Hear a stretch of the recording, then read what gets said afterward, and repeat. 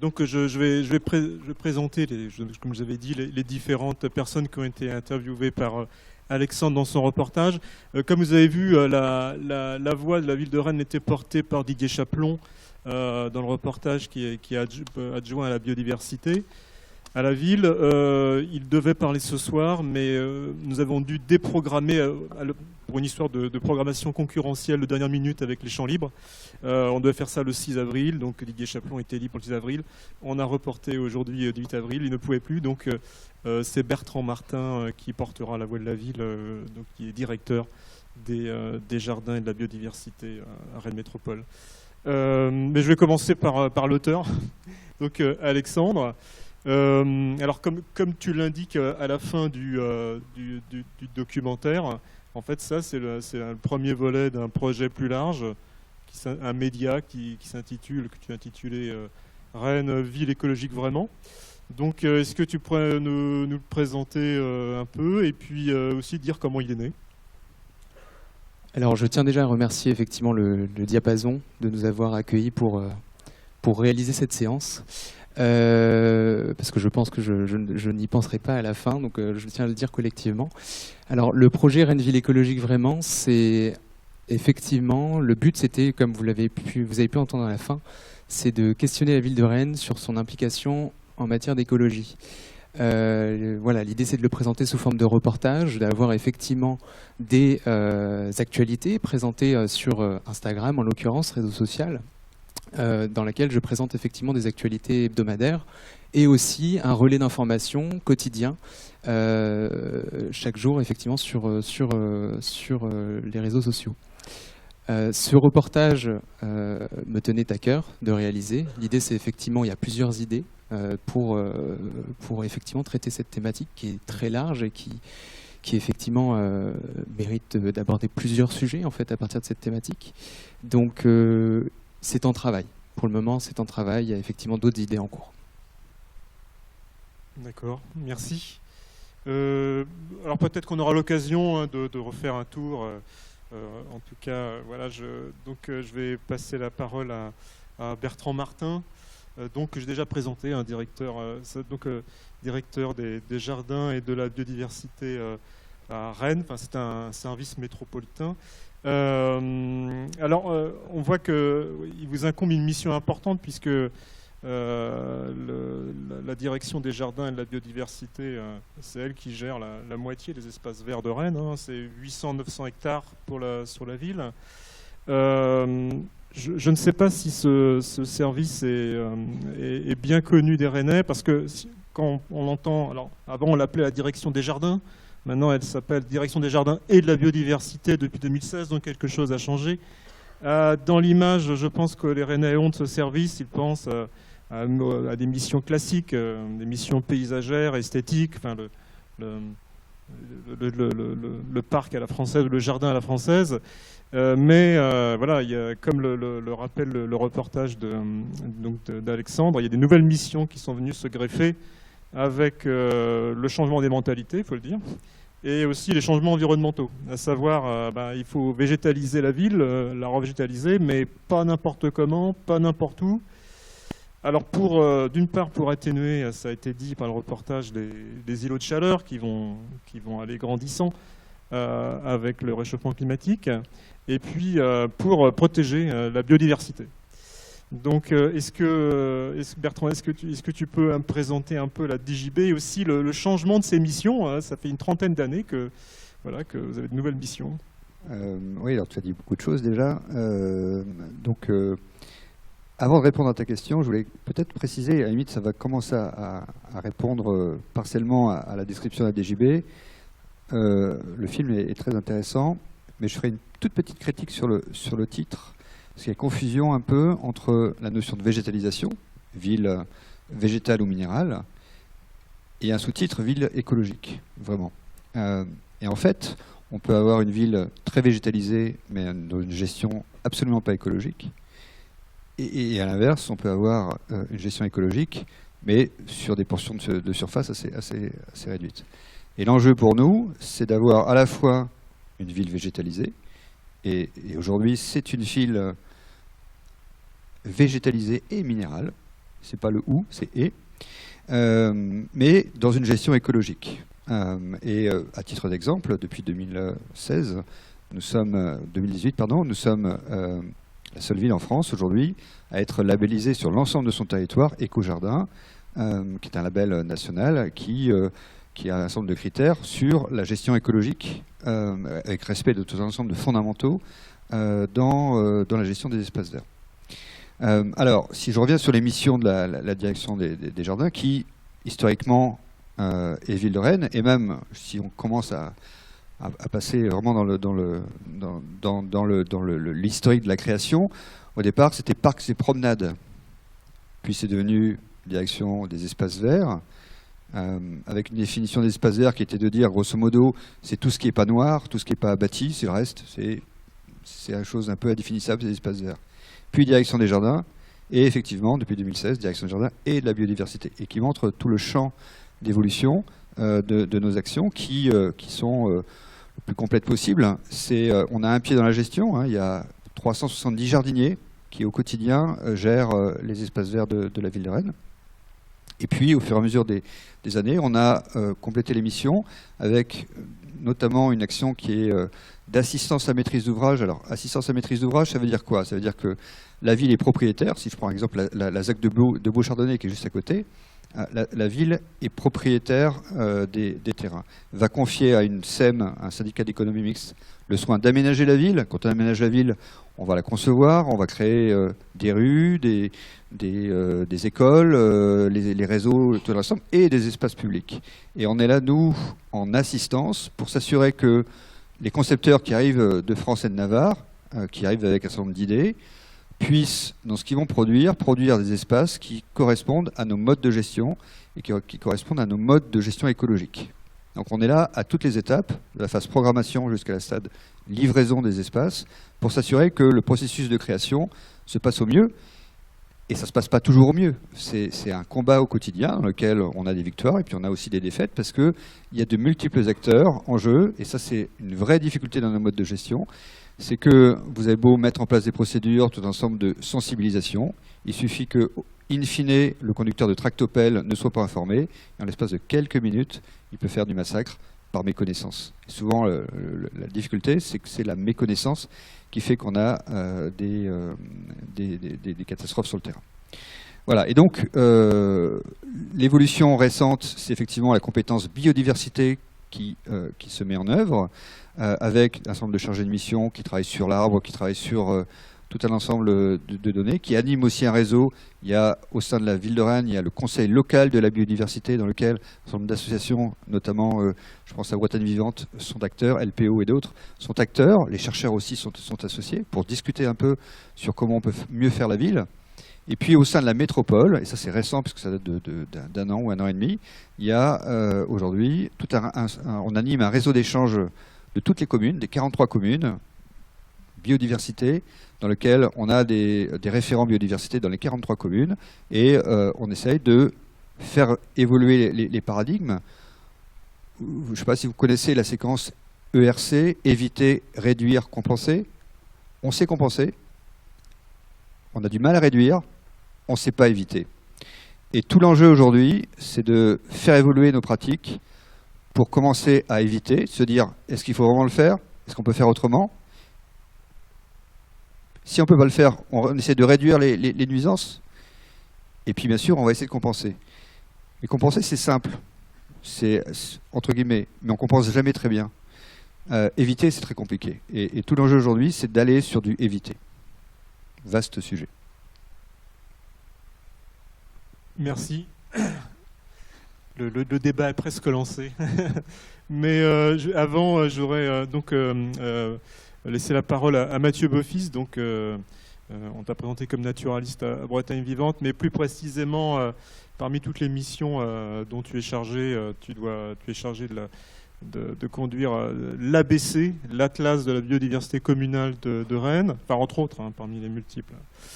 Et donc, en tout cas, ce qui est intéressant dans le reportage d'Alexandre, c'est que Alexandre met en avant une notion, alors maintenant on commence à s'y habituer, mais en fait elle est assez récente, l'idée de nature urbaine. il y a encore 30 ans, ça aurait été une contradiction dans les termes. Je veux dire, nature et ville s'excluaient mutuellement. Il fallait sortir de la ville pour aller dans la nature. Donc, mais les choses maintenant ont un peu évolué. Les villes sont écologiquement plus vertueuses. La loi les oblige à ne plus utiliser de produits phytosanitaires. Elles intègrent des trames vertes et bleues dans leurs plans locaux d'urbanisme. Elles revégétalisent. Et quelquefois même, quand c'est bien conduit, on observe, on peut noter un nombre d'espèces, des fois par exemple chez les oiseaux, qui sont plus grandes. Il y a un plus grand nombre d'espèces, parfois en zone urbaine, que dans des espaces extrêmement agricoles, extrêmement dégradés par l'agriculture intensive. Et donc la question que je voudrais te poser, c'est, puisque là on ne parle pas de la ville en général, mais de notre ville, Lorraine. Alors qu'en est-il vraiment de la biodiversité à Rennes, de la richesse de cette biodiversité? Est-ce qu'il y a aussi une structure particulière, une nature particulière de cette biodiversité urbaine? Parce que la ville est un territoire très spécial, des écosystèmes très soumis à des fortes contraintes anthropiques et puis très segmentés. Donc, alors qu'en est-il vraiment de la biodiversité à Rennes, toi qui conduis l'ABC? Question complexe, mais moi j'ai fait mes études à Rennes en 85, j'y habite depuis 91, donc j'ai vu en fait l'intrarocade, petit à petit la nature disparaître, la nature sauvage entre guillemets, sans champs. Pas mal d'endroits en fait ont disparu et sont en train de disparaître à des vitesses assez importantes. Je vais prendre un exemple, c'est une espèce qui s'appelle la tourterelle des bois. C'est la seule espèce qu'on ait à Rennes qui soit considérée au niveau mondial comme vulnérable. Donc c'est quand même, ça fait partie des rares espèces qui sont vraiment en difficulté. Eh bien, à chaque fois qu'il y a un projet qui est donné, il y a des buissons, des choses comme ça, et la tourterelle des bois est présente. Et le bureau d'études qui fait l'étude dit il y a une tourterelle des bois, il y a telle espèce, bon, tout ça est très bien, mais c'est pas suffisant pour qu'on dise que c'est intéressant. Sauf que quand on est au 100e projet en quelques années, ça fait 100 tourterelles des bois de moins, et Rennes était justement une des zones relativement importantes.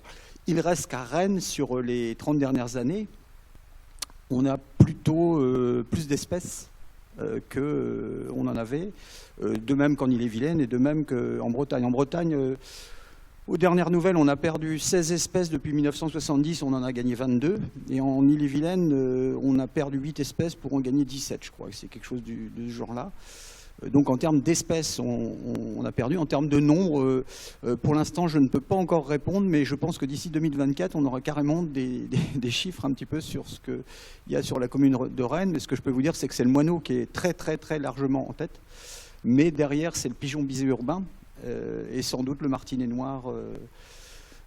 Donc ce sont des espèces, on a des espèces très banales. Mais il reste des tas de petits îlots de biodiversité à Rennes, dont certains qui risquent d'être préservés, notamment en Sud-Vilaine. Il y a une zone agricole qui est au nord-ouest qui est vraiment pas terrible. Ces systèmes de champs en ragos, là, ça marche pas très bien. Mais de manière globale, on peut encore préserver, mais ça va tellement vite. Bertrand Martin le disait, en fait, très souvent, on n'a même pas le temps. Les constructions vont à la vitesse de TGV et on n'a même pas le temps d'intervenir. Ça va beaucoup trop vite et on aimerait bien pouvoir intervenir en amont. En fait, nous, c'est la demande qu'on a la plupart du temps au niveau du Conseil local de la biodiversité, au niveau de l'ABC. Et l'ABC, la trame verte et bleue, on aura notre première réunion fin mai, là. Ça va être la première réunion. Le conseil local existe depuis 2015, mais on va avoir notre première réunion qui va discuter de la trame verte et bleue et de la manière de récupérer de l'information au niveau des ABC. On espère que dans les années qui viennent, on pourra avancer. Mais ça va tellement vite que donc c'est un peu complexe. Et bon, on l'a vu avec Marie-Ange notamment, il y a pas mal d'endroits qu'on avait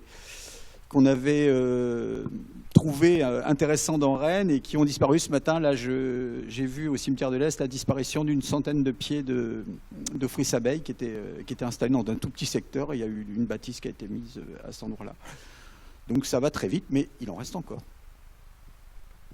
Je rebondis sur ce que tu disais. Tu parlais d'espèces banales. C'est vrai que la biodiversité, c'est pas juste un exercice comptable. On ne compte pas le nombre d'espèces, on regarde aussi la qualité des espèces. Dans le reportage, tu dis quelque chose qui peut paraître assez surprenant à une oreille pas avertie. Tu dis que il ne faut pas que des fois la biodiversité la meilleure se trouve sur des sols pauvres et pas sur les sols riches. Est-ce que tu peux... Ça, c'est une idée intéressante parce que souvent les gens pensent que voilà, il faut enrichir les sols, planter des arbres. Et en fait, non. Des fois, la biodiversité la plus originale, la moins banale, se trouve sur ce qu'on appelle les délaissés urbains ou les friches urbaines, donc des zones a priori qui paraissent avec des sols très un peu imperméables. De manière très claire, la biodiversité va se trouver là où ça va pousser très lentement, donc des sols pauvres. C'est-à-dire que les successions vont se faire sur 15-20 ans, tout doucement, et on peut considérer qu'un délaissé n'est plus un délaissé au bout de 200 ans. Mais il y a des fois, ça va être 10, 15, 20 ans, et ça va se faire très doucement, donc vous allez avoir des petites zones de plantes de sol un peu rocailleux, et après des insectes qui vont être liés avec. Les criquets les plus rares sont dans ce genre de sol. Et donc vous avez ces petits buissons qui vont attirer des oiseaux qu'on ne retrouvera pas ailleurs à Rennes, les polyglottes, la fauvette grisette, la fauvette des jardins, etc. La tourterelle des bois aussi. Et petit à petit, tout ça va pousser. Mais c'est ces successions très longues de végétation qui vont permettre en fait à toutes ces successions écologiques de fonctionner. Alors que ce qui se passe, c'est que les pelleteuses amènent des tonnes de terre, ce qu'ils appellent de la terre végétale, bourrée de liserons. Et en fait, très vite, il va falloir... on va planter des arbres, même mettre du fumier. Tout ça, ça va nous amener à de la pelouse et donc des choses avec beaucoup de nitrate finalement, alors que ce dont on a besoin pour vraiment avoir un maximum l'idée d'avoir un maximum de succession et que ça se passe assez lentement. Et donc ça c'est du vrai gain en termes de biodiversité. Planter des arbres n'est souvent pas forcément la solution. Sauf les îlots de chaleur en ville, il n'y a pas de souci, mais je parle quand on plante à la pré-vallée dans des prairies où il y avait encore il y a quelques années certaines espèces intéressantes et que ça va très vite monter parce qu'on leur a mis ce qu'il faut pour que les arbres poussent très vite, ça c'est pas une très bonne chose pour la biodiversité. Joseph, je te voyais réagir, tu veux... Non, ça marche, oui, très bien. C'était juste pour apporter une petite précision sur ce que disait Mathieu, c'est qu'en plantant des arbres, alors oui, hors zone très urbanisée avec îlots de chaleur, c'est qu'en plantant des arbres, on court-circuite justement en fait tout ce processus qui va mettre beaucoup de temps à se mettre en place, ce qu'on appelle la dynamique successionnelle, terme un peu barbare, mais pour expliquer qu'on passe généralement d'une prairie, après une strate herbacée un peu plus dense, des ronces, les premiers ligneux, les premiers arbres, pour après arriver à un stade beaucoup plus mature. Voilà, c'est juste un petit compliment. Donc c'était Joseph Villermet, qui lui aussi est chargé de mission. Alors, il est chargé de mission par la commune de la Boissière pour conduire lui aussi un ABC, mais sur l'Atlas de la biodiversité communale, mais sur la commune de la Boissière. C'est un gros travail, parce que c'est une grosse commune et particulièrement riche, avec un joli bocage conquis sur la forêt. Avec voilà. Donc ça nous amène progressivement vers un des thèmes qui je trouve qui fait l'originalité du reportage d'Alexandre, qui est celui des délaissés urbains, des friches.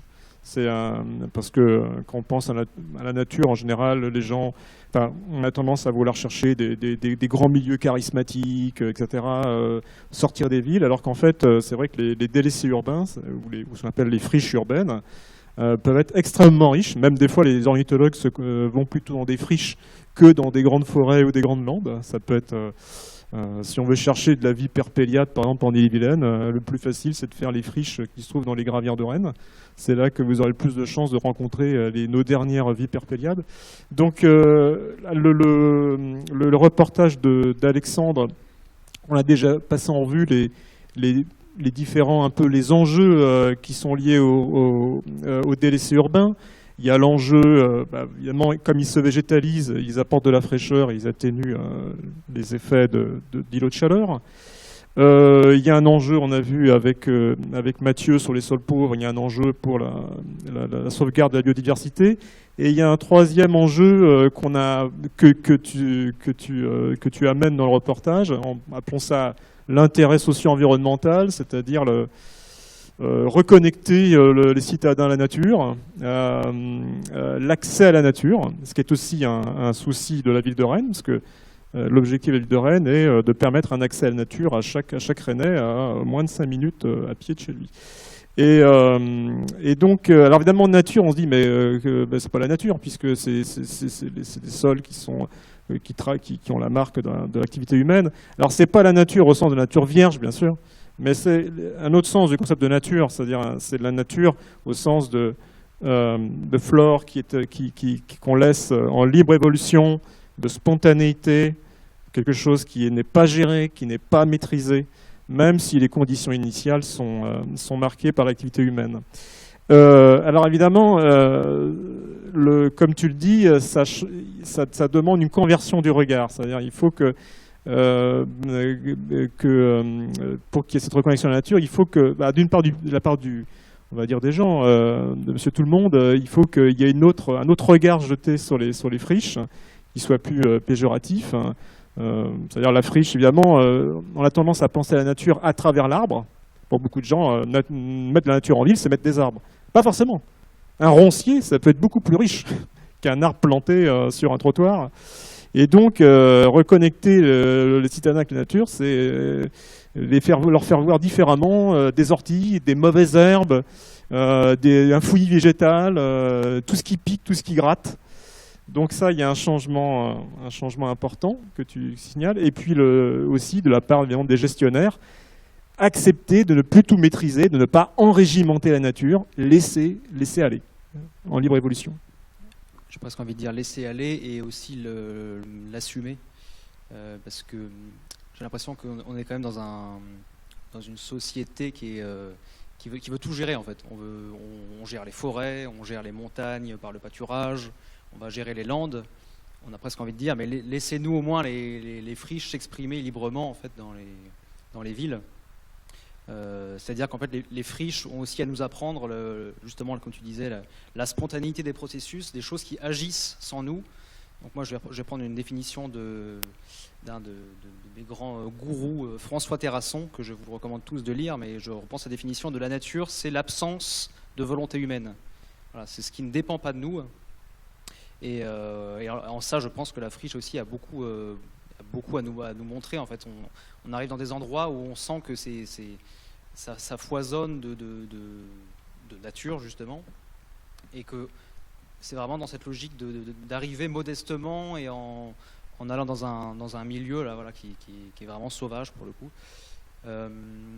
Et là où je voulais en venir sur le fait de l'assumer, c'est que plus on essayera de valoriser avec de la communication, avec des sentiers, avec des observatoires, je sais que Mathieu me rejoint sur cette thématique, les observatoires, etc., et plus on va en quelque sorte castrer cette impression de nature, en fait, parce qu'elle ne sera plus spontanée, ce sera plutôt une sorte d'objet un peu muséifié, comme une sorte de musée.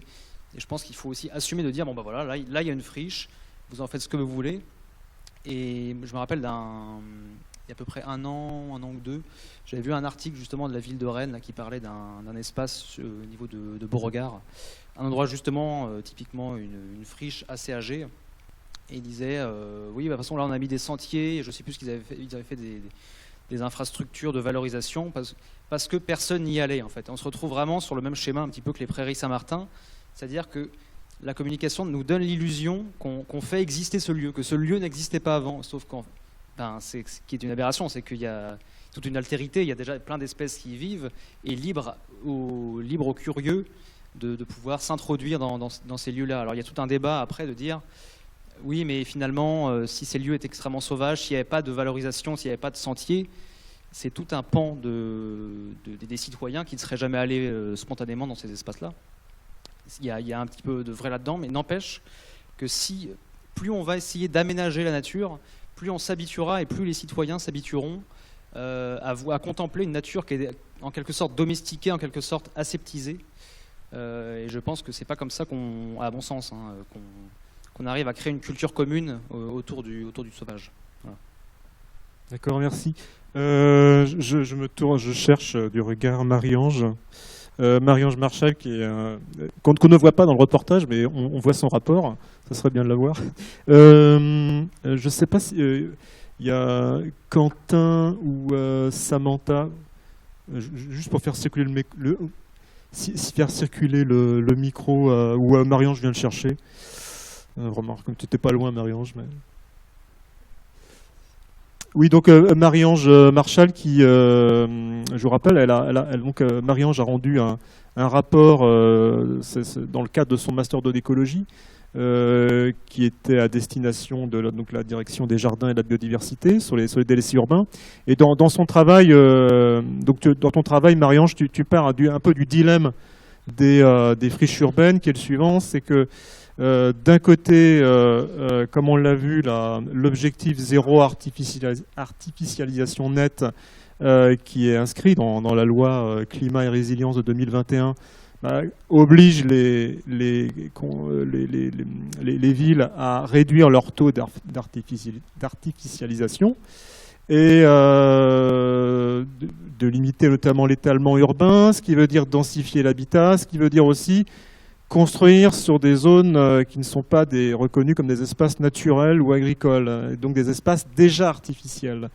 Or, les délaissés urbains sont considérés comme des espaces artificiels. Et d'un côté, on nous dit, oui, mais les délaissés urbains, c'est le refuge de la biodiversité, de la faune et de la flore en ville. Donc on a une tension parce que les délaissés urbains peuvent être plus riches en biodiversité que des espaces qui sont considérés comme pas artificiels, c'est-à-dire comme ce qu'on appelle des ENAF, des espaces naturels, agricoles ou forestiers. Et donc, d'où le dilemme, face à un délaissé urbain, qu'est-ce qu'on fait ?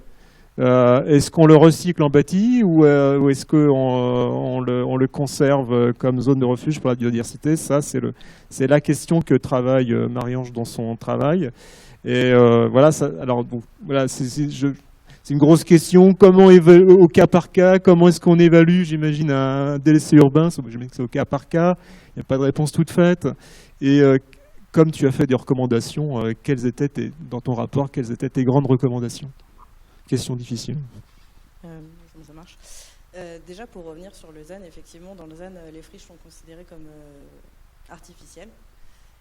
Et effectivement, si on parle de friches industrielles où il y a encore du bâtiment qui n'a pas été rasé, oui, effectivement, là, on peut parler de quelque chose d'artificiel, mais ce n'est pas toujours le cas. En fait, il n'y a pas le défaut dans le ZAN, quand on parle des friches, c'est qu'ils n'ont pas fait de typologie de friches, et elles sont toutes traitées de la même façon. Donc effectivement, pour moi, la meilleure solution, c'est quand même du cas par cas. Et dans mon travail, j'ai choisi du coup les 3 grands axes de la biodiversité, de la trame verte et bleue et du besoin de nature au final.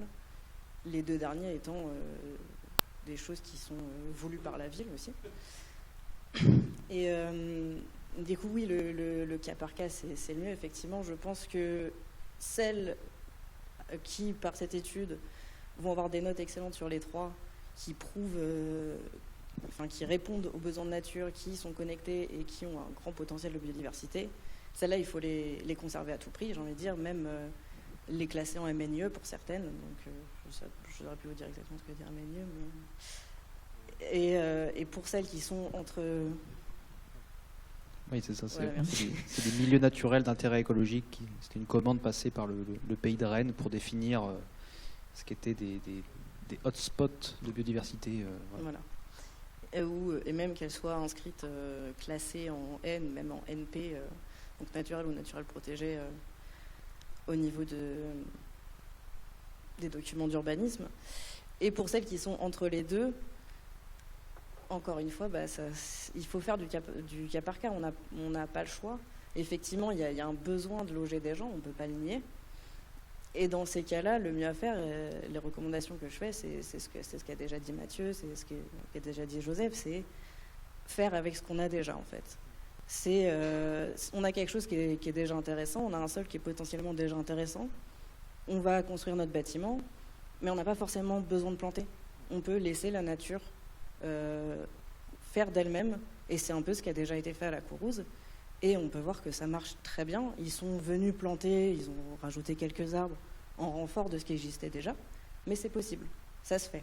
Et effectivement, quand on plante, ça banalise en fait. Effectivement, on court-circuite l'évolution. Et en plus, la liste des plantes disponibles, elle n'est pas très longue. Et en dehors de la banalisation, c'est aussi une homogénéisation de la ville. On va se retrouver avec les mêmes espèces partout, avec les mêmes types de paysages partout. Et quand on parle de besoin de nature, il y a beaucoup de choses dont la santé humaine, c'est pas seulement par rapport aux îlots de chaleur, le bien-être humain vient de la nature. Le fait de passer du temps dans la nature, ça fait du bien au moral. Et ça a été prouvé plein de fois sur plein de sujets différents. Mais plus cette nature est sauvage et plus elle est diversifiée, plus ses bienfaits vont s'intensifier en fait. Donc il y a aussi ce côté-là qui est important. Donc les recommandations, c'est éviter, compenser, réduire. Éviter effectivement celles qui ont des intérêts dans les 3 domaines et réduire un maximum l'impact qu'on va avoir effectivement. Et pour compenser, on peut revoir les modes de gestion qui existent déjà sur Rennes, qui est déjà très bien. On a déjà un mode de gestion différencié sur la ville de Rennes, ce qui est assez rare pour une grosse ville comme ça. Mais il faudrait étendre les zones de gestion moins intensives pour récupérer le sauvage, la naturalité qu'on perdrait en détruisant du coup ces délaissés. Merci. Peut-être en complément, je voulais juste dire, au-delà vraiment du formidable travail qu'a fait Marie-Ange, c'est de dire qu'est-ce qu'on en fait de cette matière qui est très vite obsolète. C'est la première écueil, c'est qu'entre le moment où Marie-Ange, avec Mathieu, ont fait ce travail, et aujourd'hui, il y a tout un ensemble de délaissés qui ont déjà disparu, ça on le sait. Et puis d'autres qui ont été créés, puisqu'il y a aussi un certain nombre de bâtiments qui ont été détruits, qui plus ou moins créent des amorces de friches. Donc le premier enjeu qu'on va avoir, nous, c'est comment on maintient à jour cet inventaire. Deuxième enjeu, c'est comment on le fait connaître, puisqu'en fait, il y a des multiples acteurs, et que par méconnaissance, des fois voulant faire bien, on va voulant faire propre, on va détruire des espaces, des spots de biodiversité, en croyant faire bien. Donc la première chose, c'est de faire connaître pour dire attention, là, il y a un site intéressant. Et donc, si on veut faire des aménagements, commençons à réfléchir à ce qu'il y a. Et donc, Mathieu, notamment, ce qui a amené un petit peu à cette étude, c'était une remarque qu'avait fait Mathieu. J'avais le souvenir, ça m'avait marqué, parce que qui était le long d'une voie ferrée, où en marge de l'aménagement, parce qu'il restait un peu de crédit, le concepteur, qui pourtant je le connaissais bien, était assez sensibilisé, a dit moi je vais faire propre. Il y avait du gravier, de la caillasse qui était un vieux mur qui ne savait rien. On va faire propre, on va ramener la terre végétale et on va planter des plantes horticoles très très banales. C'est ce qui a été fait. Voilà. Et Mathieu nous a alerté. Et ça nous a fait prendre conscience effectivement que ces espaces qui sont pour beaucoup d'abord des réserves foncières, voire des espaces qui ne servent à rien, voire même des trottoirs à chiens ou autres, ça avait une vraie valeur. Donc le deuxième enjeu, c'est faire connaître. Et puis maintenant, là, il va falloir faire, et là c'est le travail qu'on est en train de faire, c'est faire des choix, parce qu'on ne peut pas tout préserver. Et donc c'est un peu comme pour le ZAN. L'intérêt du ZAN, c'est que ça donne une valeur au foncier et ça oblige à faire des choix. Et dans le cadre des délaissés de terrain, il faut qu'on fasse des choix sur les endroits dans lesquels on se dit il faut absolument qu'on garde, d'autres sur lesquels on dit ouais, il y a des enjeux mais on peut partiellement faire des choses, ou d'autres on dit bah non, s'il faut lâcher sur quelque chose, c'est là-dessus qu'on va lâcher.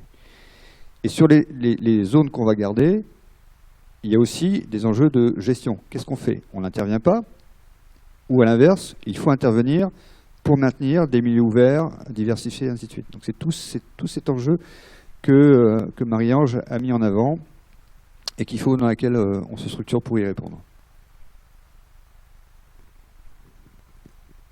Merci. Je me tourne maintenant vers Nathan Crouzet, donc architecte, urbaniste. Et il y a une chose que ne dit pas le reportage d'Alexandre, c'est que je pense que si ça te tient tellement à cœur, je veux dire, si tu suis tellement de près le projet Via Silva, c'est parce que en fait, tu restaures une partie des terres, enfin 35 hectares des terres agricoles de la ferme familiale, la ferme de tes parents, qui jouxte en fait Via Silva. Donc tu es concerné au premier chef. Donc on a bien compris là on aborde un sujet plus on va dire plus chaud, plus polémique Via Silva. Alors on a bien compris que le problème on n'est pas dans le débat est-ce qu'il fallait urbaniser ou pas, c'est sur le comment. C'est le comment et aussi le discours qui te choque. C'est-à-dire qu'il y a une espèce peut-être de mise en scène, comme tu me l'as dit, mise en scène de la nature, écocité, etc. Alors que, selon toi, les constructions, les méthodes alternatives n'ont pas été employées. Est-ce que tu pourrais en dire plus là-dessus? Oui, bien sûr. Et tout d'abord, merci à Alexandre pour son film qui met en lumière en deux parties les problématiques de Rennes et les problématiques de bétonisation de Rennes Métropole. Parce qu'effectivement, j'habite, moi, à Cesson-Sévigné, dans Via Silva, dans la boucle de la Rocade, dans les 650 hectares. Mais je pourrais vous faire la même vidéo à la Courrouze, à Beauchardonnay, à Bourgard, à Beaulieu, partout en fait où la bétonisation est en cours actuellement. Et au-delà des processus de ZAC, dans le diffus, toutes les maisons de ville qui se font shooter pour construire des immeubles les uns après les autres empiètent sur des zones naturelles ou des zones en terre végétale. Donc première chose à dire parce que c'est important. Deuxième chose à dire aussi qui est importante, c'est que je pense que avant de protéger le site familial, je l'aurais fait partout, même si j'habitais à Nantes. D'ailleurs, j'habite à Nantes, j'habite pas à Rennes. Et à Nantes, il y a la même chose sur l'île de Nantes, sur Doulon-Gauloir, sur des terres agricoles qui sont sacrifiées et qui ne sont pas juste des espaces de biodiversité, des espaces agricoles qui nourriront un jour ou l'autre les villes. Si les villes sont là, c'est parce qu'elles sont sur la meilleure terre. Et en ce moment, des politiques, des fonctionnaires, des entreprises raident la carte des espaces qui seront structurants pour notre génération et les générations suivantes. Moi je suis un peu cash, hein. J'ai changé de tenue par rapport au documentaire, mais je suis le même parce qu'au final les choses sont graves, on ne l'a pas dit par rapport à la biodiversité, il y a 80% d'insectes en moins, 30% d'oiseaux en moins, et pareil pour les zones humides qui disparaissent de la même manière.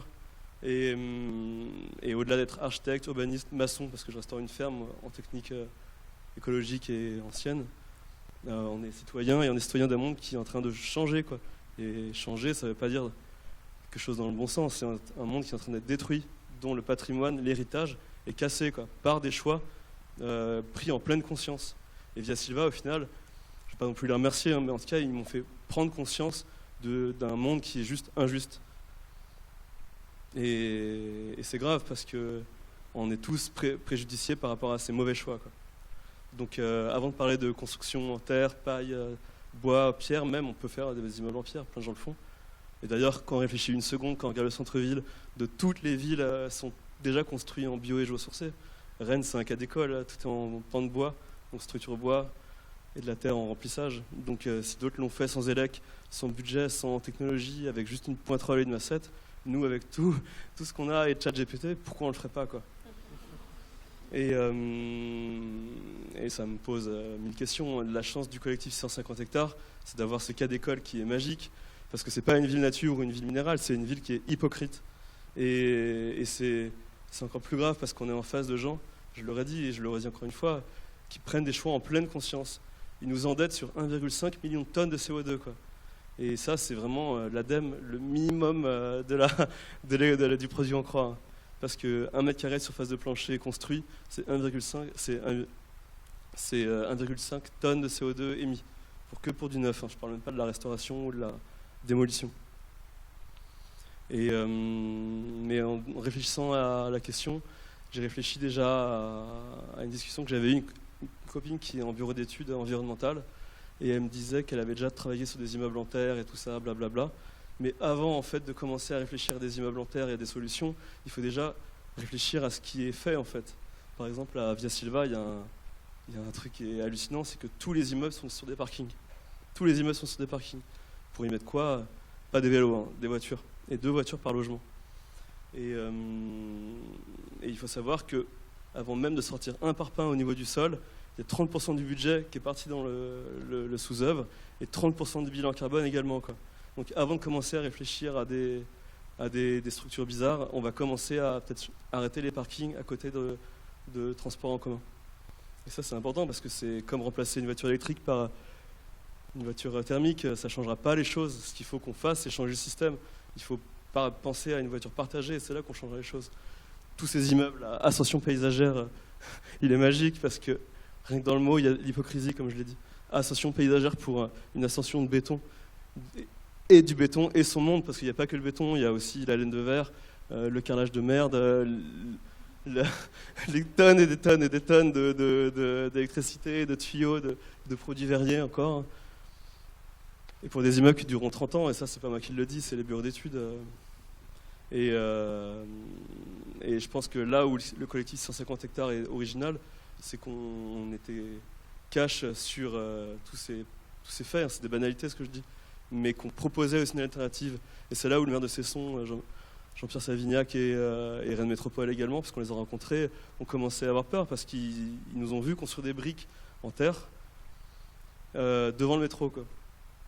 Et c'était assez rigolo parce qu'ils étaient là, vous et vos petites briques, comme si ils nous dénigraient, quoi. Moi j'ai envie de leur dire, la tour de Babel était construite avec les mêmes briques que ce qu'on a fait, quoi. Et la tour de Babel, elle a existé pendant des siècles et elle a été détruite aussi, comme notre société le sera avec ces choix-là. Je ne veux pas non plus monopoliser la parole.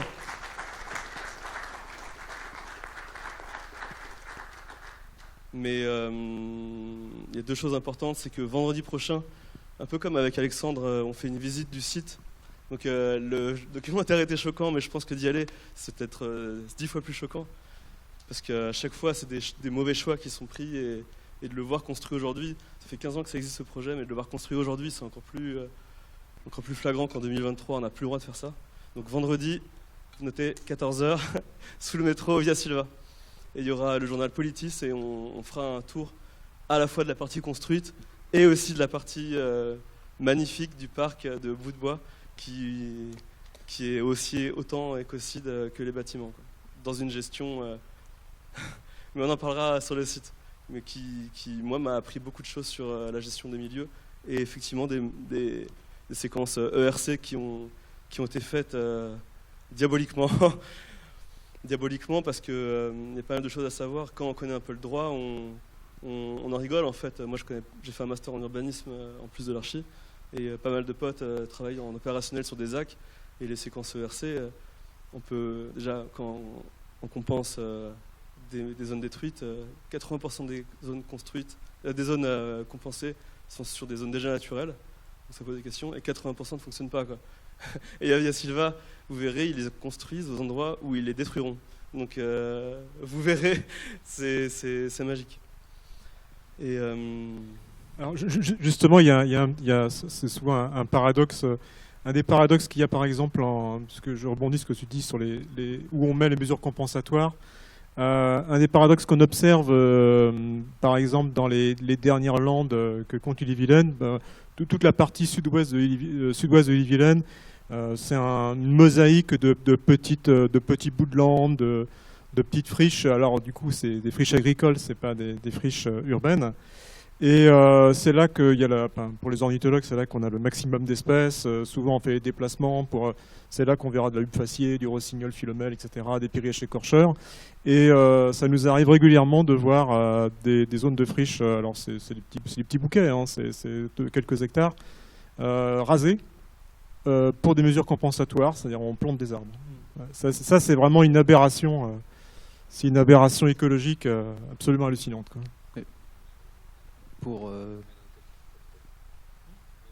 Oui, on est le quantitatif, exactement. Pour rebondir sur ce que tu disais, sur ce que vous disiez d'ailleurs, je ne me suis pas forcément défini comme ça, mais je suis moi-même un gamin de la première ceinture rennaise, donc j'ai aussi subi les conséquences de l'urbanisation. C'est juste qu'il a rappelé que de l'extérieur, on pourrait se dire, ouais, mais en fait il y a plein de lois qui existent, il y a la protection des espèces, la protection de certains habitats, les zones humides, etc. Mais en fait, dans l'énorme majorité des projets, si ce n'est la totalité, la protection des espèces n'est qu'une simple formalité préfectorale en fait. On a beau avoir 30, 40, 50 espèces qui sont protégées, il suffit juste que le préfet fasse une dérogation et le projet passe et passe voilà, il passera finalement. Et donc c'est juste que nous naturalistes se posent la question de comment défendre aussi le patrimoine commun, le patrimoine naturel, si les outils juridiques sont complètement fragiles, faibles.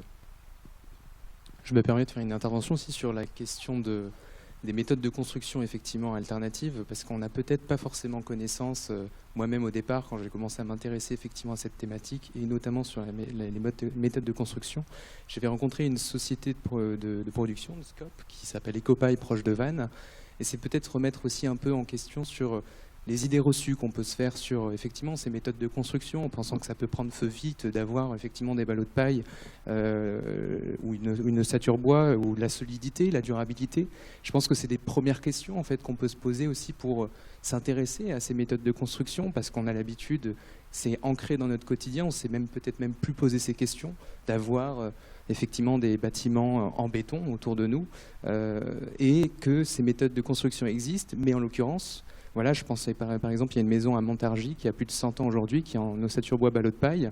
Il faut aussi le mentionner, parce qu'on pense peut-être que ça peut pas forcément durer, justement, sur la durée. Voilà, c'est peut-être remettre aussi un peu au point, effectivement, toutes ces idées reçues qu'on peut se faire sur même la résistance au feu, etc., les tremblements de terre, peut-être. On n'est pas forcément assujetti à ces questions aujourd'hui à Rennes, mais en tout cas, il y a cette question de solidité et de durabilité de ces matériaux.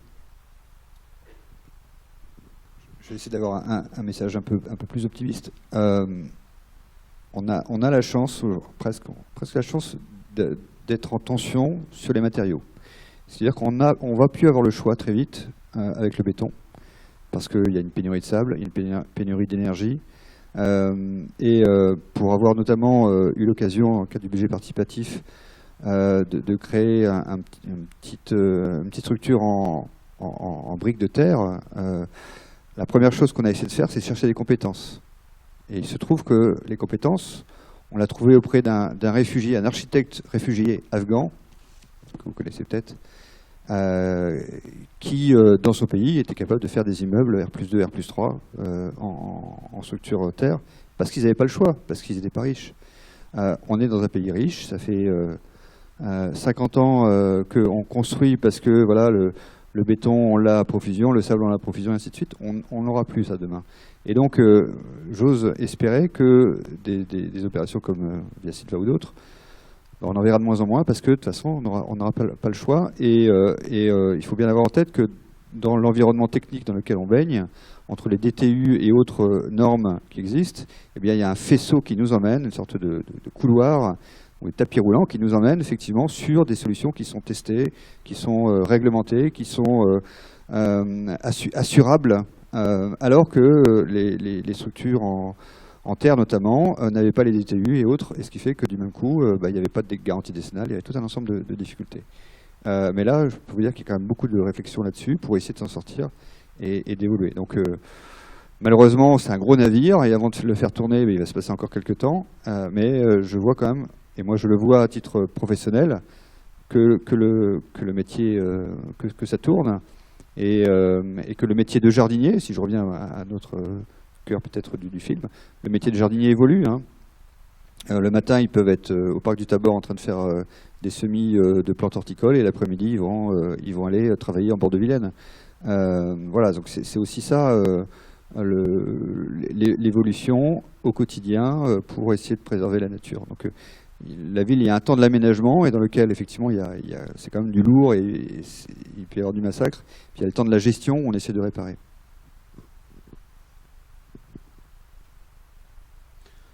Bon, je vous propose d'échanger entre nous. Quentin, alors je voulais remercier Quentin et Samantha, et bien plus généralement la Sophie, donc l'association des étudiants de philosophie de Rennes. C'est eux qui vont circuler avec les micros. Là.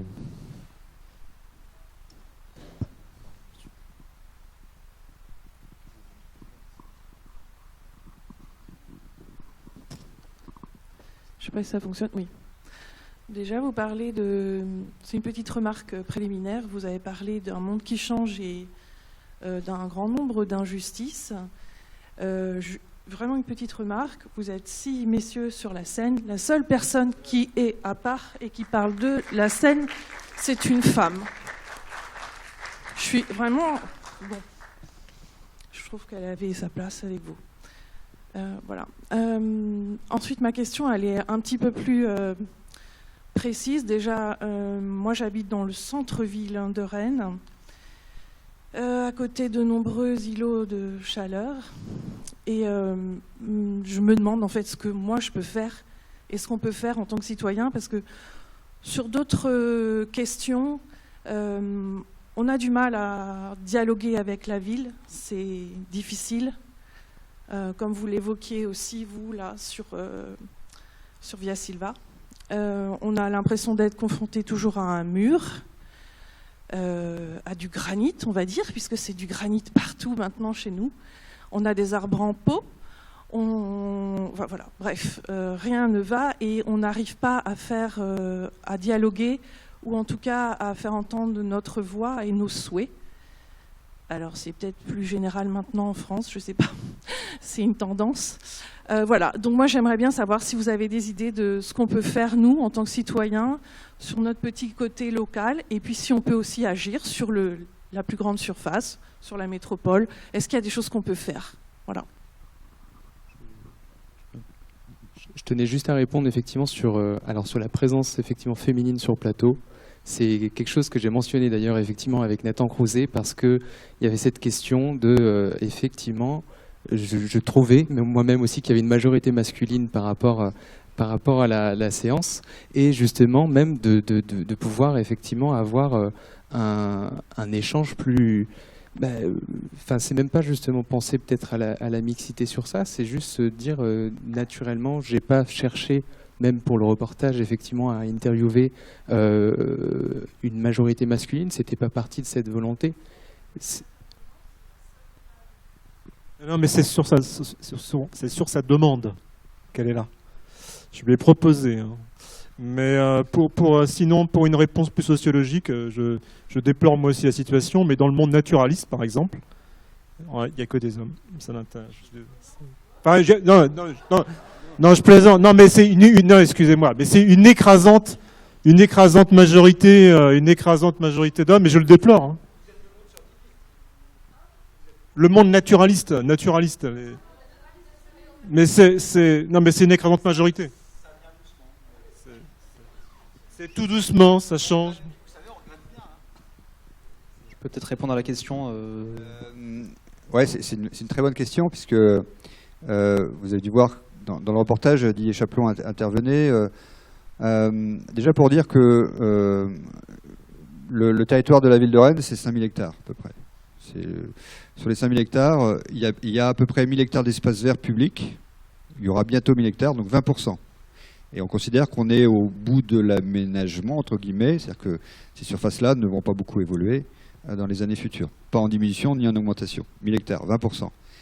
On maîtrise 20 autres pourcents qui sont globalement de la voirie, des places publiques, des parkings, et ainsi de suite. Voilà. Donc, nous, on maîtrise 40% du territoire et 60% c'est privé.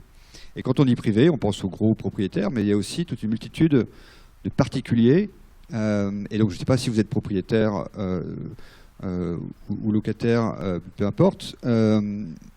Déjà, c'est au sein de la structure dans laquelle on habite. Est-ce qu'on peut préserver un jardin? Puisqu'il y a un mouvement de fond qui nous fait extrêmement peur, c'est une petite maison avec un grand jardin devient une grande maison avec un petit jardin, voire plus de jardin si c'est construit avec un immeuble. Et en fait, il y a toute cette richesse qui est en train de disparaître, et à grande vitesse, que même si on essaie de compenser sur le domaine public, on ne va pas aussi vite. Donc c'est comment on arrive à préserver sur l'espace privé des espaces. Et il y a toujours une bonne raison, notamment de couper les arbres, par la méconnaissance, parce que ça fait des feuilles, parce que ça fait de l'ombre. Et je vois, nous on a de temps en temps des personnes qui nous appellent en disant il y a mon voisin qui veut absolument que je coupe l'arbre, moi je veux pas. Il me dit que c'est dangereux, il me dit que s'il tombe, ce sera de ma responsabilité. Comment je résiste à ça? Donc c'est ça aussi. Donc il faut collectivement qu'on arrive à résister à cette pression un peu du propre, d'hygiène. On n'a pas envie de s'embêter et on vire les fruitières pour mettre des en plastique recyclé. Voilà, voilà ce mouvement qu'il faut battre. Donc on essaye nous de communiquer, mais à titre particulier, on peut le faire. Alors maintenant, sur l'espace public, il y a des recensements participatifs qui sont lancés, et je vous engage, dans tous les quartiers aujourd'hui, on essaie de lancer ça, avec les directions de quartier. Alors je ne sais pas où vous habitez exactement, mais par exemple, il y en a un dans le quartier 2 qui est en train de se lancer, dans lequel on demande aux habitants...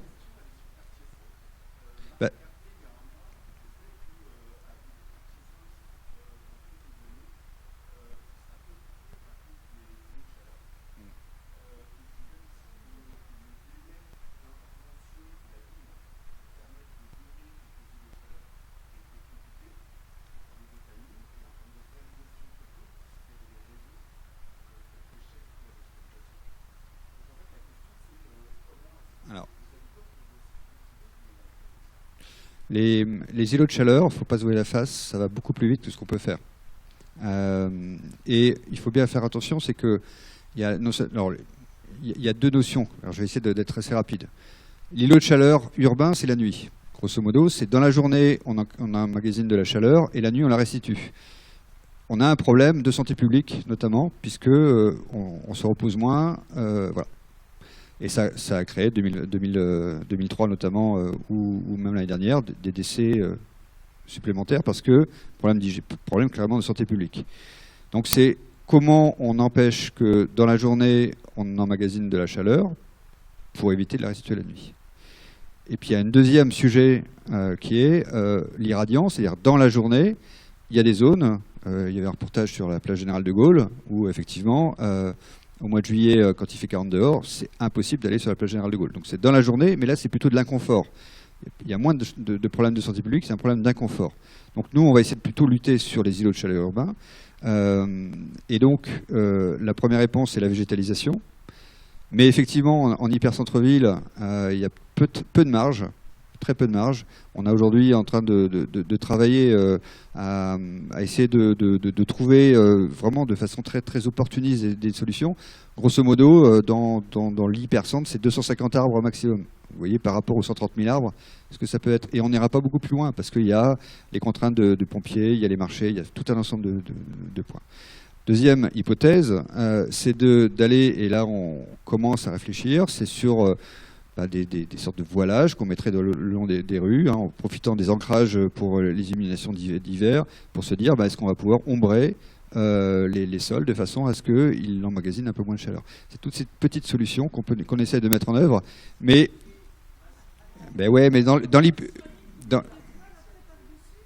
dans l'hypercentre, c'est compliqué.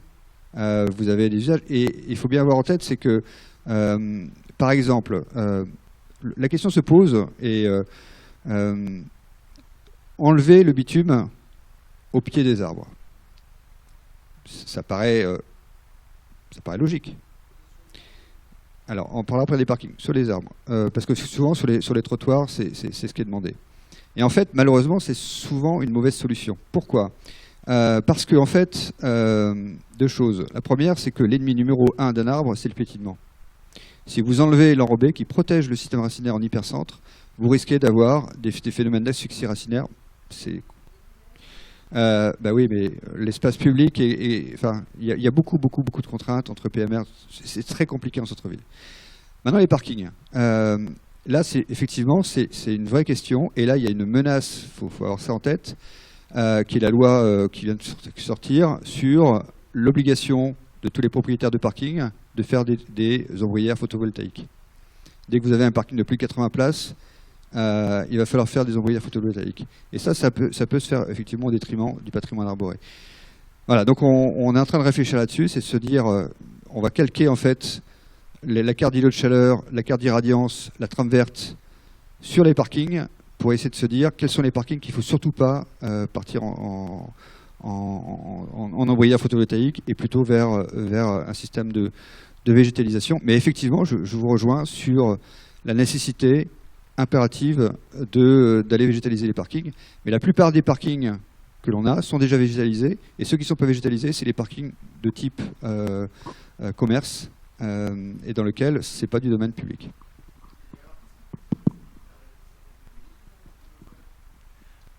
Je vais peut-être répondre vite fait. J'ai attendu aussi, je vous donne le micro après. C'est-à-dire qu'on peut agir en tant que citoyen. D'ailleurs, samedi à 10h30, on fait un rassemblement parce que c'est le jour de la Terre, il ne faut pas l'oublier. Donc il y a des endroits comme ça où on peut parler plus amplement qu'avec une table ronde et puis des apartés. Donc on vous invite, ça se passe 52 avenue du Canada, devant le DUF Industrie, on revient à Brie-d'Orluffret, où en fait c'est 21 hectares qui sont impactés par terrain d'assiette, mais c'est 221 hectares qui sont impactés par ce qu'on appelle la fertirrigation, c'est-à-dire l'épandage des eaux usées. On va expliquer tout ça, c'est en justice, etc. Donc je suis Pascal de l'association La Nature en Ville, et donc on travaille avec la ville, on n'est pas frontal avec la ville, mais l'arbre, en fait, il faut d'abord arrêter d'en couper. Sauf qu'il y a des pressions qui ne sont pas que les façades d'immeubles, il y a surtout les réseaux. Et l'alerte, j'ai alerté à Villejean par exemple, où il y a des travaux de réseau jusqu'au mois de juillet, et en fait il y avait les tracés de tuyaux qui allaient directement sur les arbres. Donc comment on fait? Donc il y a un chargé de mission travaux qui a fait la médiation, ça ne marche pas, et on a fait notre 9e saisine du barème de l'arbre, je ne sais pas si vous connaissez, ça a été voté en novembre par le conseil municipal rennais, et il n'est toujours pas activé. Ça veut dire qu'il y a un dommage qui est porté à l'arbre, il y a un dispositif qui permet d'évaluer la valeur de l'arbre, et un autre qui permet d'évaluer le dommage fait à l'arbre, et du coup, voilà, mais ce n'est pas mis en place. Et derrière tout ce que j'entends, le vrai danger, en fait, ce n'est pas du tout le coût du bâtiment, c'est l'eau.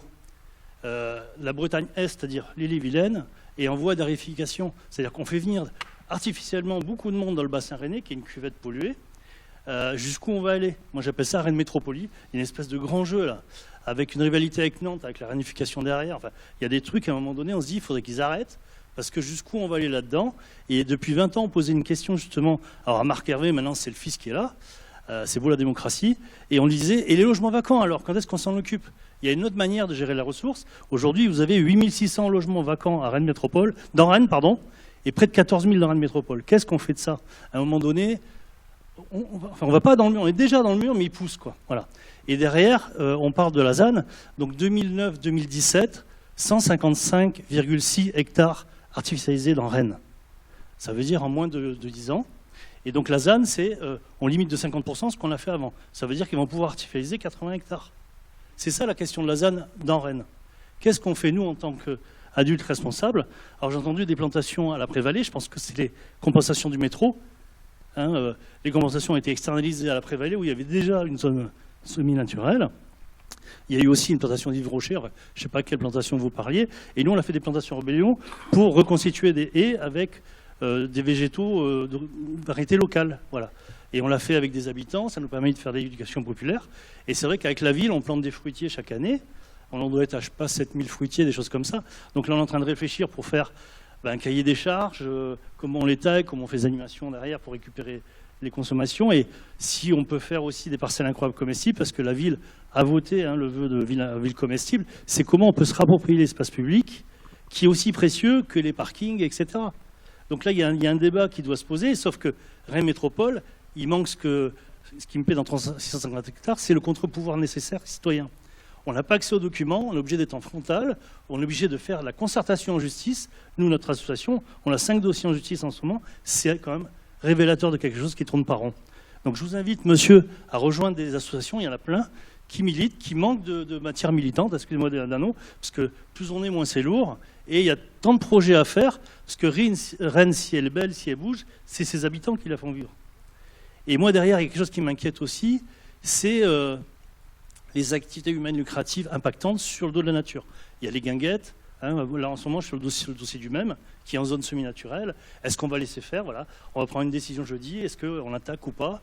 À un moment donné, jusqu'où on va dans le loisir, voilà, à un moment donné, on est une ville qui déborde parce que c'est une cuvette et à un moment donné, on sature, il n'y a plus de place pour tout le monde. On voit bien les délits, les crimes augmentent parce que c'est un effet sociologique qui suit derrière. On va jusqu'où? Quelle ville on veut? Et là-dessus, on sent qu'on n'est pas écouté un petit peu en parallèle avec ce qui se passe au niveau national. Donc réfléchissons ensemble, mais aussi agissons ensemble. Donc rendez-vous samedi 10h30, Alma, Rennes. Merci. Je crois qu'il y a quelqu'un qui attend. Il y a quelqu'un qui a le micro là-bas. Oui. Oui, mais il y avait quelqu'un qui avait déjà levé la main depuis, ou je me trompe. Ah oui.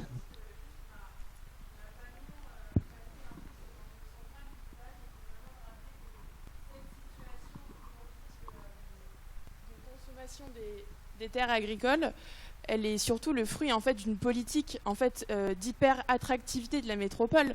Et en fait, c'est vraiment un enjeu central du débat aujourd'hui, parce que il y a cette question du manque de logement. On dit qu'il n'y a pas assez de logements, alors qu'en fait, il y a quand même pas mal de logements vacants.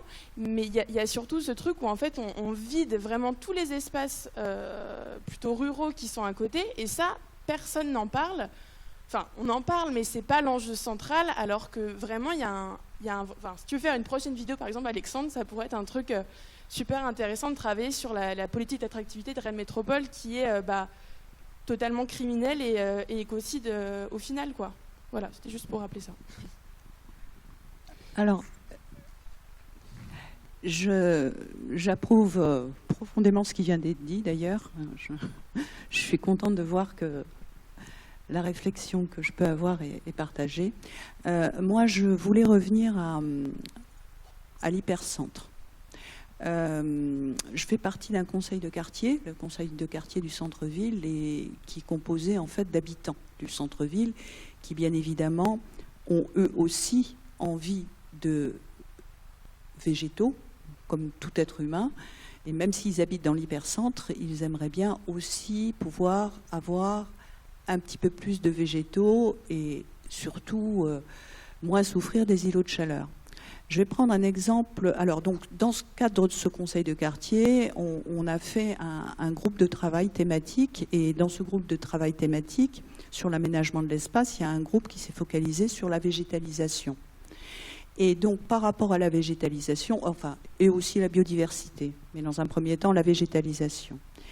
Et là, on est en train de travailler sur les membres de ce groupe vont positionner sur un plan les endroits qu'ils aimeraient voir végétalisés. Après, au regard de ça, on va tenter d'instaurer un dialogue avec la ville de Rennes pour voir si c'est possible et à quelles conditions. Donc voilà un exemple d'action. Enfin, on essaye, on ne sait pas sur quoi ça va déboucher, mais on essaye d'avancer dans ce sens. Maintenant, moi, je voudrais revenir sur un exemple très concret de l'hypercentre. Il y a la place du Champ-Jacquet qui va être aménagée prochainement, réaménagée. Et donc là aussi, il y a des groupes de réflexion et de travail qui se sont mis en place. Ce à quoi on est confronté, alors évidemment, les intérêts des commerçants ne sont pas les mêmes que ceux des riverains. Il y a les impératifs en termes de réseau, il y a les impératifs en termes de circulation, enfin même si ça va être une ZTL, voilà. Donc il faut faire en sorte que tous ces impératifs, tous ces paramètres puissent fonctionner ensemble. Mais par exemple, quand on évoque, il m'est arrivé d'évoquer récemment la question du revêtement du sol. Donc c'est le granit qui a été mis en avant. Et alors moi, de façon peut-être un peu naïve, j'ai dit bah oui, mais peut-être on peut, parce que le granit c'est assez sombre, on peut peut-être mettre un revêtement plus clair. Et il m'a été répondu que non, la ville de Rennes ne s'approvisionnait que dans ce type de granit qui est un granit sombre. On a beaucoup bagarré aussi pour essayer d'avoir le plus d'arbres possible. Alors là, on nous a dit il y a les contraintes des bâtiments de France, tatati, tatata. Donc c'est une lutte, on a vraiment l'impression d'une lutte pour essayer d'avoir un maximum de végétaux sur cette place. Donc ça, c'est un exemple concret qui est en train de se passer. Et d'ailleurs, la place n'est pas encore aménagée. On va continuer à essayer de mettre en avant ce désir de végétalisation.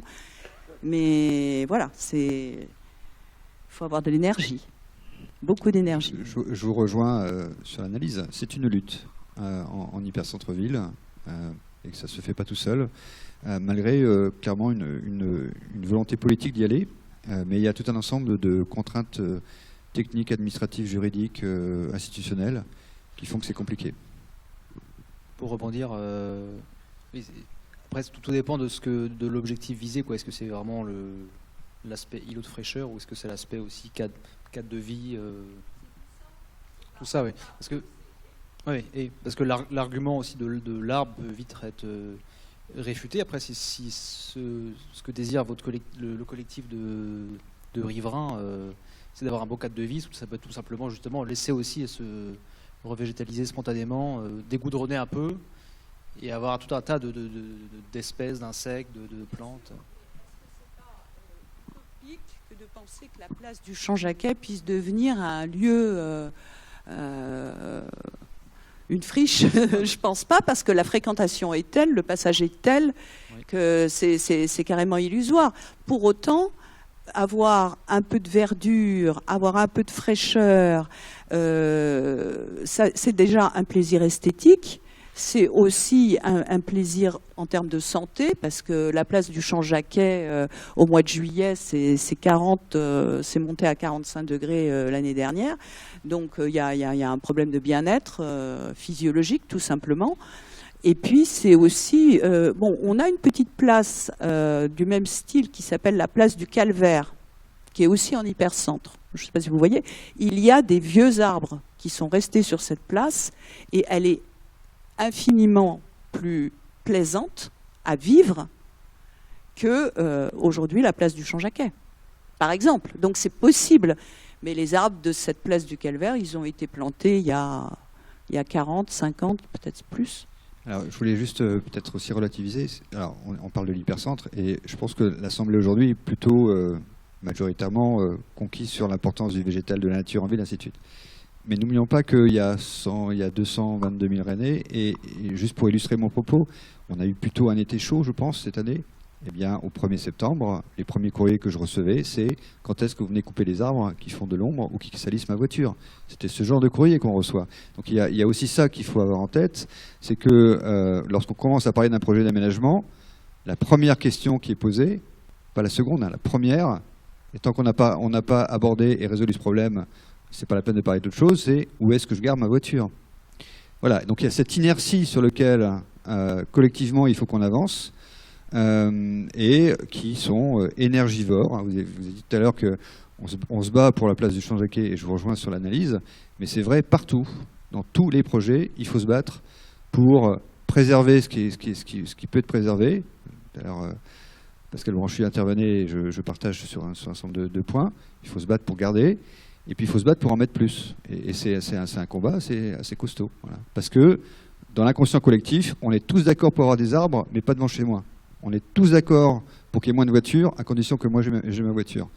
Voilà. Et donc tant qu'on n'est pas devant le mur, eh bien on continue à avancer de la même façon. Là, l'heure tourne, je suis désolé, mais il y avait une question sur ma droite. Allez-y, madame. Oui, merci. Je suis Agnès Sherman, je suis maîtresse de conférence ici. Je suis botaniste et écologue.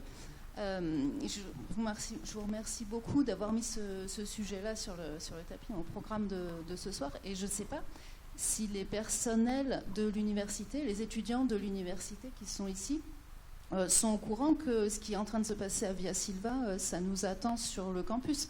Et comme ça a été souligné, ça va très très vite. Pour l'instant, on en est au stade des préétudes. On dit ouais, non, on ne sait pas ce qu'il va y avoir. Vous allez voir, mais on n'a pas encore réfléchi, tout ça. Et puis en juin, tout sera plié, enfin. Et du coup, moi, je me pose aussi la question de ce qu'on peut faire. Enfin, déjà informer, c'est bien. Militer, c'est bien. Et au niveau de l'université, quand on entend que les méthodes de construction alternatives, par exemple en terre et en bois, elles sont au point, on pourrait faire des choses, et qu'on nous dit en face, ouais non mais on va mettre du béton parce qu'il faut que ce soit très très rapide, vous comprenez, il faut que les 2000 logements ils soient prêts très très vite. Voilà, que peut faire l'université? Parce que pour l'instant, les terrains, ils ne sont pas encore vendus. Donc il y a peut-être encore moyen d'agir, et je ne sais pas comment en fait. Je n'ai pas la solution, hein, mais il y a un propriétaire, hein, c'est l'État, qui est un maître d'ouvrage. C'est lui qui va définir le programme. Donc il faut arriver à convaincre le propriétaire dans son programme d'inclure un certain nombre de points. Vous avez parlé des constructions, mais il y a un autre point moi, qui m'inquiète sur le site là, c'est la réflexion des réseaux. C'est la volonté qu'on partage d'isoler l'extérieur des bâtiments, c'est nécessaire. Mais il y a un patrimoine qui est en place, et si on n'y prend pas garde, les entreprises vont venir, l'entreprise a horreur du vide, s'installe un peu partout, et il y aura des effets collatéraux des travaux. C'est-à-dire que l'entreprise, elle n'est pas là pour massacrer les arbres, sauf que si on la guide pas, si on la concentre pas sur des zones, elle s'étale. Vous allez avoir des stationnements sauvages, vous allez avoir tout un ensemble de choses. Et donc, on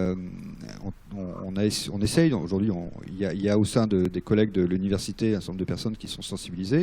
Et on leur dit, il faut absolument que vous mettiez un plan de sauvegarde de votre patrimoine arboré, dans lequel vous définissez les zones dans lesquelles les zones de chantier sont possibles, et dans lesquelles c'est des don't touch, vous n'y allez pas, quitte à mettre des barrières pour ne pas y aller, pour préserver le patrimoine. C'est aussi ça, c'est-à-dire que ce n'est pas uniquement une réflexion sur le type de bâtiment, ainsi de suite, c'est aussi la petite agression quotidienne qui fait que le patrimoine souffre. Et ici, à l'université, là, sur le site du campus, il y a un patrimoine extraordinaire. Donc, comment on fait pour préserver? C'est déjà le connaître, c'est identifier les zones fragiles et les protéger. Et les protéger parmi des personnes qui arrivent et qui n'en ont rien à faire de l'espace vert, parce que son rôle, c'est de faire des tranchées, son rôle, c'est de construire, son rôle, c'est de faire des routes, c'est pas de préserver l'espace vert. Donc, si on ne met pas des choses très coercitives, des plans dans lesquels il y a des zones rouges, on n'y va pas, des barrières physiques sur le terrain pour dire on n'y va pas, eh bien, vous verrez que même si on souhaite préserver le patrimoine, eh bien, il va disparaître, tout simplement parce qu'au quotidien, les entreprises vont intervenir et qui ne connaissent pas ce que c'est un arbre, notamment. Voilà, c'est ça le risque, aussi. Alors, il y a le temps pour une dernière question. Eh bien, moi, justement, je voulais parler un petit peu de la biodiversité, point de vue animal, parce qu'on en a parlé au début, avec Bretagne Vivante. Et moi, je pense que la ville de Rennes a une grande responsabilité. On pourrait faire beaucoup mieux, parce que je constate que dans les parcs, on coupe énormément, puisque on a quand même des parcs qui sont protégés, soit en zone naturelle, en espace d'intérêt paysager, des espaces boisés classés. On pourrait les préserver beaucoup mieux que ça. C'est-à-dire que les jardiniers ne passent pas au bout de 2-3 ans, quand la biodiversité a pris ses racines, enfin a pris ses aises. On arrive, on coupe énormément d'arbustes, on élague énormément. Il y a des endroits où on pourrait laisser pousser beaucoup plus. Alors on nous dit, quand on interroge les jardiniers, on nous dit bah oui mais les gens réclament parce qu'il y a trop de feuilles, ils réclament. Mais pourquoi nous qui réclamons plus de biodiversité, on ne nous écoute pas? Pourquoi c'est toujours les mêmes qu'on écoute? Et je voudrais également parler des espaces boisés classés. Ça m'inquiète énormément parce qu'apparemment maintenant on voit à l'espace au parc Marc Sangnier, il y a quand même un terrain d'aventure qui s'est créé sur un espace boisé classé qui logiquement est pour la biodiversité, pour la trame verte. Et puis quand on voit ce que c'est devenu, c'est devenu un parc de loisirs en fait. Un parc de loisirs en fait.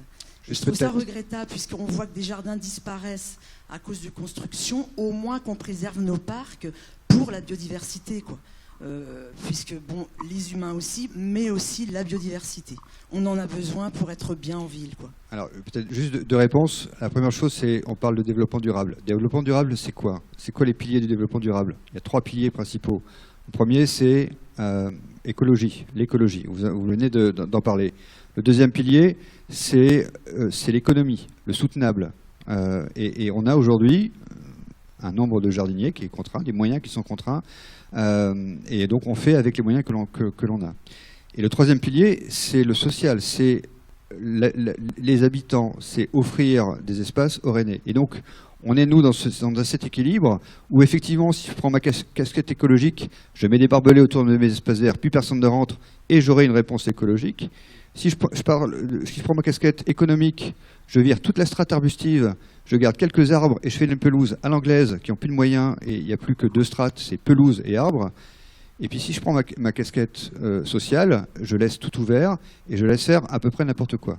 Donc, voilà. Et donc on est au milieu de tout ça, on essaie d'avoir cet équilibre et aujourd'hui notamment, vous savez sans doute que Rennes est une des villes pionnières de la gestion différenciée. Et la définition de la gestion différenciée, c'est intervenir autant que nécessaire et aussi peu que possible. Le aussi peu que possible, bien entendu, il est enseigné auprès de nos jardiniers. Et puis il y a des sensibilités de nos jardiniers, comme vous, comme moi, qui fait que pour certains, ils vont un peu plus loin. Pour certains, la casquette économique, elle est un peu plus prégnante. Pour d'autres, c'est la fibre sociale. Et donc, nous, au milieu de tout ça, on essaie d'assurer les équilibres. Et encore une fois, je voulais juste dire, c'est qu'intervenir pour gérer une haie bocagère, c'est une gestion durable. Si vous ne faites rien sur la haie bocagère, elle va disparaître au bout de quelques décennies parce que vous allez avoir des déséquilibres. Et donc, quand, par exemple, sur le secteur des Longchamps, parce que je sais qu'un certain nombre d'interventions sont intervenues, si on n'intervient pas sur le secteur des Longchamps, eh bien, ce sera au final une perte de strate arbustive, une perte de biodiversité, parce que la strate arborée va prendre le dessus. Donc voilà, donc c'est des équilibres qu'on essaie de maintenir. Alors, tout n'est pas parfait, hein, mais on essaye, en tout cas, de faire au mieux pour préserver la biodiversité dans l'ensemble de la ville. Et si vous baladez ailleurs, vous verrez, quand je dis ailleurs hors Rennes, vous verrez que en matière de biodiversité, en matière de gestion différenciée, on va quand même assez loin. Sans doute qu'on peut aller plus loin, et on essaye d'aller plus loin, mais encore une fois, si vous allez trop loin et trop vite, vous allez avoir un refus de la population qui est néfaste. Et donc il faut plutôt accompagner, il faut plutôt expérimenter, il faut plutôt donner envie, et c'est comme ça qu'on évolue. Mais alors... Oui. Je peux vous assurer que moi, je le vois, mais c'est hallucinant. Les gens qui sont là sont certainement sensibilisés, mais moi je dis à mes collègues, je dis mais allez boire un café dans un bar le matin, vous verrez que personne n'en a rien à foutre de tout ça. Très clairement. C'est clair. Il y a des gens, vous ici, vous êtes sensibilisés, moi aussi, moi je trouve ça dur, tout ce que vous dites là, je l'ai en permanence, je le ressens en permanence, mais vous n'imaginez pas. Et j'étais à la Chartre, à la réunion où il y avait une centaine de personnes sur la Chartre animale. Eh ben, il n'y avait que des possesseurs de chats et de chiens dont le seul intérêt, c'était de savoir comment leurs chats et leurs chiens allaient se comporter. Et dans les délaissés, il n'y a que de la merde de chien. C'est là qu'on va mettre, c'est dégueulasse, ces coins-là. Donc, si vous voulez, la majorité de la population ne s'intéresse pas vraiment à ces sujets-là. Et moi, je le vis tous les jours. Je vous propose, non, parce que là le diapason me demande de poursuivre la discussion. La cafétéria est ouverte pour prolonger la discussion autour d'un verre. Donc, je vous remercie vraiment pour votre présence, vos questions, nos intervenants.